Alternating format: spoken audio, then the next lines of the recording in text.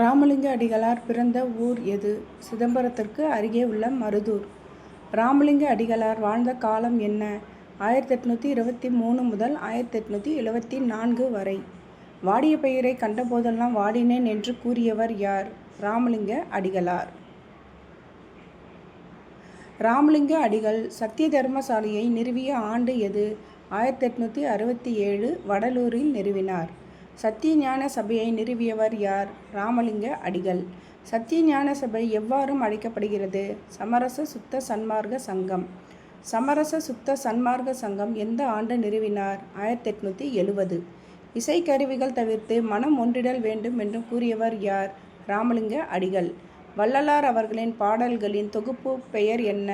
திருவருட்பா. திருவருட்பா என்ற நூலை எதிர்த்து போராடியவர்கள் யார்? இலங்கையை சேர்ந்த வைதிக சைவர்கள்.